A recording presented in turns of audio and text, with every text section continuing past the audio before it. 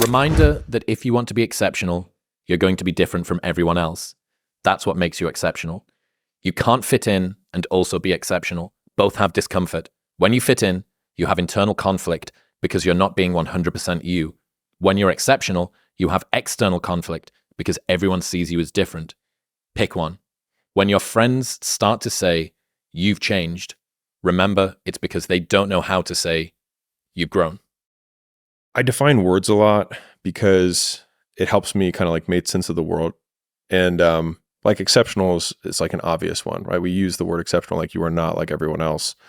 But even saying it like that, like you are not like everyone else.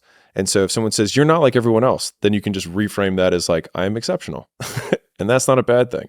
And I actually think that most people have, like, this might be counter to most people's beliefs, but I think most people have the potential to be exceptional. And because most people are peculiar in their own way, they just stifle that because they want to be accepted by most people, but in so doing, never accomplish what they want to do because they conform. And so like if there's probably a lot of things about the world or even your world around you that you're like, this never made sense to me, but then you do it anyways. And I think that a lot of innovation and a lot of what makes people exceptional is feeling, thinking that thought or seeing that thing and then being like, I don't think I'm going to follow that rule anymore. Like, why do I need to shower twice a day? Like, I don't know. Like, why do I need to wear different clothing? Like, there's just a lot of these social norms that people, usually pass down to us or they're, bred into us in high school and college and things like that. But it's like you see a guy who, wears a cowboy hat and dresses a certain way, and he basically wants to say, I am this archetype of person. But if cowboy boots aren't as comfortable for you as New Balances are, and you know that and you still wear cowboy boots, I would call you a fraud. Because like that is like it's like a micro rebellion against yourself.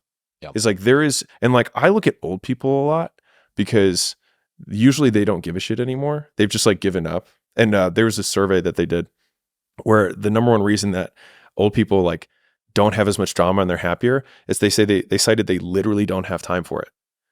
Like literally they don't have time for it. And I found that so interesting. And it's like, well, if I'm going to eventually be that way when I'm 80, I might as well just start being that way now. And so they usually wear like really comfortable footwear and like they keep their surroundings like whatever weird peculiarities they have, they just accept them. And so I think a lot of like, if life is a long journey of self-acceptance, I think the earlier you can accept your own peculiarities as just part of you rather than trying to justify them or mold to the archetype that you think is acceptable within your social circle. At least for me, like there's this period of discomfort when you change anything because everyone around you wants you to fit within the label that they are comfortable with. But they also have the anchor of what you were before. Yeah, exactly. And so they try and like, they people don't like that. And so they're like, no, I like you in this box. So just say, I know you're having a little thing right now. Don't worry. Just, and they just want to shove you back into it. And there's a lot of uncomfortable conversations that you have to have where it becomes really socially awkward. And so like I said one the other day about like going home for the holidays, and the reason I don't like doing it is because often I have to confront a lot of people that I haven't seen in a long time, and they'll speak to me in a way that I don't like. And before that, I would roll it off like whatever, no big deal. But I don't accept that. Didn't you torpedo a family holiday a couple of years ago? Many. Yeah, Many. I think, but that's when your friends start to say you've changed, it's because they don't know how to say you've grown. And because they see so few people who have, so it makes sense that they don't have that. So I see that as a lack of skill, not malice. Like it's not that they're bad people. They just don't even know it because so few people do change. Yeah. So few people do grow. Have you seen this image? It's a person whose heart and head are flowers. It's kind of a 2D drawing. Okay. It's a bit of a sketch. Okay. And they say this person with the kind of smaller flower head and heart says you've changed. Mm-hmm. And the person on the other side with this huge blooming thing says, I should hope so. Yeah. I haven't seen it, but I see it in my head. Yeah. It's brilliant. One of my friends, George Mack, told me this 5 years ago, Mm-hmm. I think. I'm astounded by how many people want to be spectacular in life, but also want to be normal. By being normal, you are, by definition, aiming for average. Normal people get normal results. Exceptional people get exceptional results. You literally can't do what everyone else does and expect to not get what everyone else has got. By doing what everyone else does, you guarantee average results. Okay. So this comes down to everything that like business. I mean, obviously I come from the business and investing world. Like if everyone is jumping onto crypto, like by the time you have all the information to make a perfect decision, it's too late. And by the time you have consensus where everyone's like, that's a good investment, it probably isn't, because it's already been mispriced, because it's already inflated and it's above what its intrinsic value is. And so like good investors fundamentally can think for themselves. And it's such an easy thing to say and such a hard thing to do. And so it's being able to say, if I shut myself in a room and I had to come up with a value for something and just use my own mind to come up with what I think this is worth, it's that answer that you get in a room, in isolation, with no internet connection, that you believe in that number more than every single other person's. And most people can't do that. But like that ability. And then what happens though is if you really have to believe in that rather than everyone else's, you double check your fucking math. Because if it is different than everyone else's, you have the that is what opportunity advantage. looks like. Right. And it's like, and you have the potential to make a shitload of money or lose a ton of money because you didn't check your math. And so the more I've been reinforced for thinking independently, and in the beginning it's on small things, and then you just continue to reinforce that cycle of, I came to this conclusion on my own. It seems different than everyone else's, but I think my thing makes sense. So I'm going to do that. How would you advise someone to overcome that regression to the mean, that pull to not make waves, to not be heterodox or non-typical when it comes to their decision making? Because it's hard. You're talking about this internal conflict versus external conflict. Yeah. How do you make the internal conflict more important than the external conflict? For me, I was more miserable trying to make everyone else happy than I am now with everyone else unhappy with me.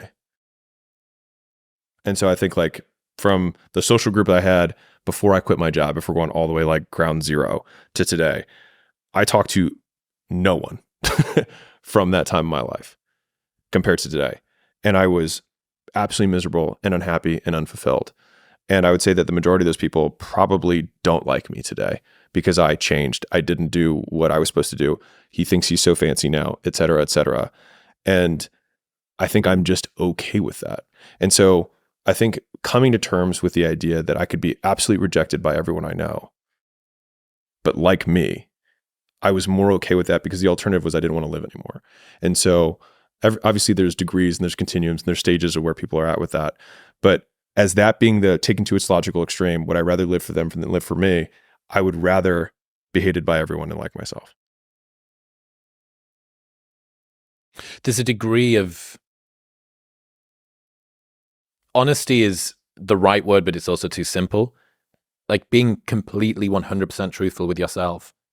If that's the way, this is why, have I told you about the motocross, the rallycross thing that me and my housemate love? Mm-mm. Okay, so you know like Colin McRae, these guys that drive four-wheel, there's the dude in the co-pilot seat and it's 5 left bend, like all that shit. These guys that go and watch this are in the middle of some fucking wood in Ayrshire, right, in Scotland, and it's pissing wet and it's November and they've got a poncho on and they get to drive for however long to get to this place. You can even see, thinking about it, the hairs on my arms are standing up. This is how fucking dope it is. So these guys are there and they see some dude in overcast rain, freezing cold, soaking wet, go, and then they turn to all of their boys and they're like, ah! Yeah. Watching someone who loves anything with that much purity fires me up. Yeah. It fires me up. Like we love watching, we don't watch it for what the cars are doing. Yeah. We watch it for what it does to the spectators. Uh-huh. And that degree of like just unencumbered passion. Yeah. Not being apologetic. Like they're probably wearing comfy shit. They're not wearing cowboy boots. Yeah, right. You know what I mean? No one, they look like a large condom in this poncho. Do they care? Right. They don't care.